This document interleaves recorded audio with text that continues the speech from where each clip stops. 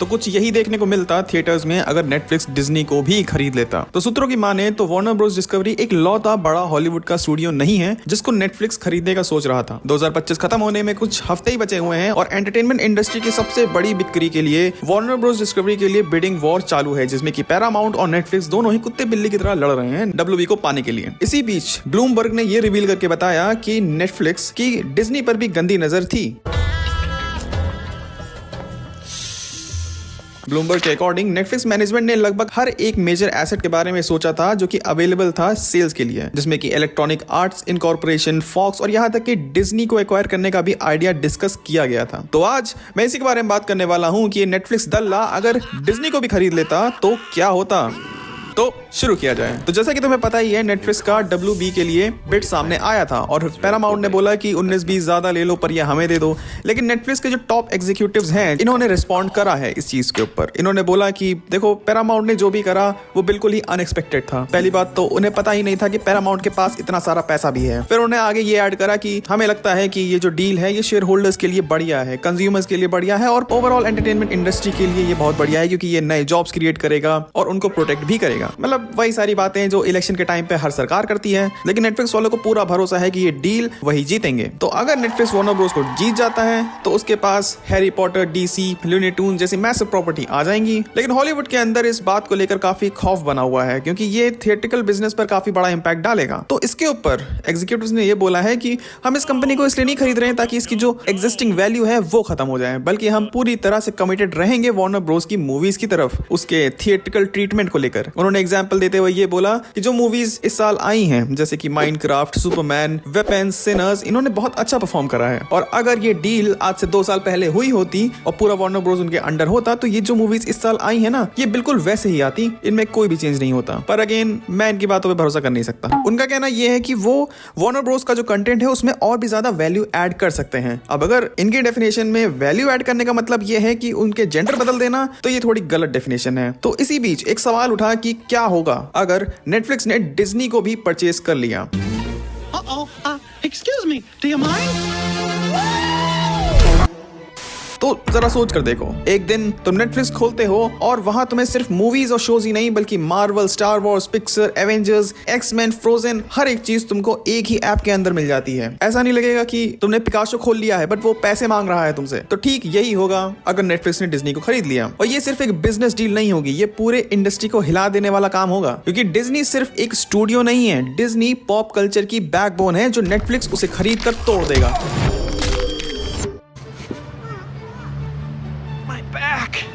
Marvel studio, Star Wars, Pixar, Disney animation, 20th century studios, Disney plus, ये सब Disney के under आते हैं। अगर नेटफ्लिक्स डिज्नी को एक्वायर करता है तो नेटफ्लिक्स सिर्फ एक स्ट्रीमिंग प्लेटफॉर्म नहीं रहेगा, वो खुद एक हॉलीवुड बन जाएगा। इसका मतलब ये होगा कि कंटेंट क्रिएट करने से लेकर डिस्ट्रीब्यूट करने तक के सब कुछ कंपनी के कंट्रोल में होगा। वो उसे बर्बाद भी कर सकता है और उसे बचा भी सकता है। तो सबसे बड़ा और सबसे मेजर चेंज जो होगा वो सबसे पहले डिज्नी प्लस का होगा, क्योंकि नेटफ्लिक्स देखो 2 स्ट्रीमिंग प्लेटफॉर्म तो नहीं चलाएगा कि एक तरफ नेटफ्लिक्स चला रहा है और दूसरी तरफ डिज्नी प्लस नेटफ्लिक्स चला रहा है। इसीलिए या तो वो डिज्नी प्लस को कंप्लीटली शट डाउन कर देगा या फिर उसका जो कंटेंट है वो धीरे धीरे नेटफ्लिक्स के अंदर डाल देगा। रिजल्ट ये होगा कि मार्वल और स्टार वॉर्स जैसे ब्रांड सिर्फ नेटफ्लिक्स तक ही लिमिटेड हो जाएंगे। एक ही ऐप के अंदर तुमको सब कुछ मिल जाएगा। ये कन्वीनियंट तो है लेकिन चॉइसेस खत्म हो जाएंगी और प्राइस बढ़ जाएगा। अब अगर बात करें MCU की, तो नेटफ्लिक्स का जो बिजनेस मॉडल है वो इमोशंस या लेगेसी पर नहीं चलता है बल्कि वो डेटा और नंबर पे चलता है। अगर नेटफ्लिक्स के हाथ में मार्वल जैसा फ्रेंचाइज लग जाएगा, ये जो $200-300 मिलियन के मैसिव प्रोजेक्ट्स बनते हैं वो नहीं बनेंगे। नेटफ्लिक्स एवेंजर्स मूवीज बनाने पे रिस्क नहीं लेगा, इसके बदले में वो हमें देगा एवेंजर्स की एक मल्टी एपिसोड सीरीज जिसमें हमें हर एपिसोड में ये पता चलेगा कि कैसे थैनोस के पास जो इन्फिनिटी स्टोन्स हैं वो LGBT को रिप्रेजेंट करते हैं, जहां हर एक डिसीजन व्यूज और वॉच टाइम और ट्रेंड्स को लेकर लिया जाएगा। जो कैरेक्टर्स चल गए उनको नया सीजन मिल जाएगा और उनके दोस्त को एक स्पिन ऑफ सीरीज मिल जाएगी और जो कैरेक्टर्स नहीं चले उनको साइडलाइन कर दिया जाएगा। तो MCU सिनेमा से ज्यादा कंटेंट पाइपलाइन बनकर रह जाएगा। स्टार वॉर्स का भी फ्यूचर चेंज हो सकता है। नेटफ्लिक्स के अंदर स्टार वॉर्स ज्यादा मैच्योर और एक्सपेरिमेंटल डायरेक्शन में जा सकता है। ये क्रिएटिव लेवल पे तो मस्त लगता है, लेकिन एक खतरा है ये, और वो खतरा है ओवर सैचुरेशन का। ज्यादा शोज, ज्यादा टाइमलाइन, हर साल मल्टीपल रिलीजेस से ऑडियंस थक जाती है। ऑडियंस थक जाएगी, जिससे कि जो ब्रांड का जो इंपैक्ट है वो धीरे धीरे कम होने लगेगा। थिएटिकल एक्सपीरियंस सबसे ज्यादा सफर करेंगे, क्योंकि नेटफ्लिक्स ट्रेडिशनली लिमिटेड करता है अपने थिएटिकल रिलीजेस को, ताकि जो कंटेंट है वो उसको स्ट्रीम करके पैसा कमा सके। अगर डिज्नी जैसी कंपनी नेटफ्लिक्स के अंदर चली गई तो ये जो एंड गेम जैसे फर्स्ट डे फर्स्ट जो जैसे मूवमेंट्स हैं वो भी चले जाएंगे। सिनेमा हॉल्स के लिए ये एक बड़ा सेटबैक होगा, क्योंकि एंड गेम जैसे फिल्म्स का जो चार्म है वो धीरे धीरे खत्म होने लगेगा। इस पूरे सिनेरियो का सबसे बड़ा इशू होगा पावर और कंट्रोल। डिज्नी ऑलरेडी एक मैसिव कंपनी है, और अगर इस मैसिव कंपनी को नेटफ्लिक्स एक्वायर कर लेगा तो रेगुलेटर और गवर्नमेंट के लिए एक मोनोपोली हो जाएगी। मार्वल, स्टार वॉर्स, पिक्सार, एक ग्लोबल स्ट्रीमिंग प्लेटफॉर्म, सब अगर एक ही कंपनी के अंडर आ जाएगा तो ऑब्वियस बात है कंपटीशन तो ना के बराबर हो जाएगा ना। तो इसीलिए इस डील को कभी भी अप्रूव किया ही नहीं जाएगा। लेकिन असली सवाल यह होना चाहिए कि इसका प्राइस कौन चुनेगा, डिज्नी खुद या नेटफ्लिक्स? तो अगर देखा जाए तो शॉर्ट टर्म में ऑडियंस को थोड़ा बहुत कन्वीनियंस मिलेगी, क्योंकि स्टार्टिंग में तो ये लोग कंटेंट के ऊपर बहुत ज्यादा ध्यान देंगे, लेकिन लॉन्ग टर्म में सिनेमा रहेगा ही नहीं। वो जो मैजिक है, जो एक्सक्लूसिविटी है, वो खो जाएगी। क्योंकि जो बैटल है ना, ये अच्छे या बुरे का नहीं है, ये कंट्रोल और क्रिएटिविटी का है। क्योंकि अगर नेटफ्लिक्स ने डिज्नी को खरीद लिया तो एंटरटेनमेंट इंडस्ट्री कभी भी पहले जैसी नहीं रहेगी। तो इसीलिए आई सपोर्ट इलॉन मस्क।